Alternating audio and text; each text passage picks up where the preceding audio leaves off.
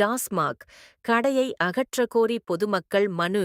கோவை வீரகேரளம் நாகராஜபுரம் பகுதியைச் சேர்ந்த பொதுமக்கள் வீரகேரளம் மெயின் ரோட்டில் உள்ள 2 டாஸ்மாக் மதுபான கடையெண் 1645 மற்றும் 1533 ஆகிய 2 கடைகள் செயல்பட்டு வருவதாகவும், அக்கடையால் பகுதி மக்களின் இயல்பான வாழ்க்கை கடுமையாக பாதிக்கப்பட்டு வருவதாகவும், மேலும் கடைக்கு வருபவர்கள் மதுபானம் அருந்திய நிலையில் பொதுச்சாலையில் தகராறு செய்தல், ஆபாச மற்றும் அநாகரீகமாக வார்த்தைகளை பயன்படுத்துதல், பெண்கள் மற்றும் மாணவிகளை அச்சுறுத்தும் வகையில் நடந்து கொள்ளுதல், பொதுமக்களுக்கு இடையூறு ஏற்படுத்துதல் போன்ற சம்பவங்கள் அடிக்கடி நடைபெற்று வருகின்றன.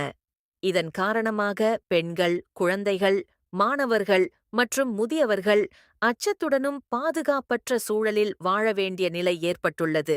மேலும் இது சம்பந்தமாக 3 வருடமாக போராட்டம் நடத்தி வந்தோம். மதுபான கடையை அகற்ற வேண்டும் என்றும், மதுபான பாட்டல்கள் மற்றும் உடைந்த கண்ணாடிகள் சாலை ஓரங்களில் வீசப்படுவதால் பொதுமக்களுக்கு காயம் ஏற்படும் அபாயம் உள்ளது. போக்குவரத்திற்கும் இடையூறு ஏற்படுகிறது.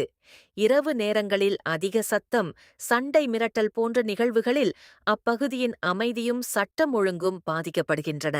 கடைகளை நிரந்தரமாக மூட வேண்டும் என்று வலியுறுத்தி அப்பகுதி பெண்கள் மாவட்ட ஆட்சியரிடம் மனு அளித்தனர். நாங்க வந்திருக்கிறோம். பொதுமக்கள் கோரிக்கை, எங்களுக்கு டாஸ்மாக் கடை 2 கடைகளும் எடுத்து ஆகணும். அந்த கோரிக்கைக்கோசரம் நாங்கள் ஐயா கலெக்டர் அவர்கள் போராட வந்திருக்கிறோம். எங்களுக்கு பெண்களுக்கு பாதுகாப்பு இல்லை. அநியாயமாக எல்லாம் குடித்து விட்டு அங்க அக்கிரமம் அநியாயம் ரொம்ப நடக்குது. குழந்தைங்களுக்கு பாதுகாப்பு இல்லை.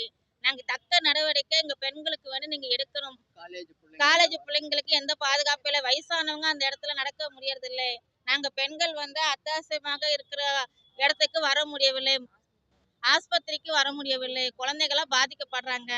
டியூஷனுக்கு அந்த ஏரியால தான் வரணும். பெண் குழந்தைங்களுக்கு எந்த ஒரு பாதுகாப்பும் இல்லை. தக்க நடவடிக்கை எடுக்குமாறு நாங்க தாழ்மையுடன் நாகராஜபுரத்திலிருந்து பொதுமக்கள் கேட்டுக்கொள்கிறோம். தக்க நடவடிக்கை எடுக்கவில்லைன்னா நாங்களாம் மறியல் பண்ணுவோம், போராட்டம் பண்ணுவோம்.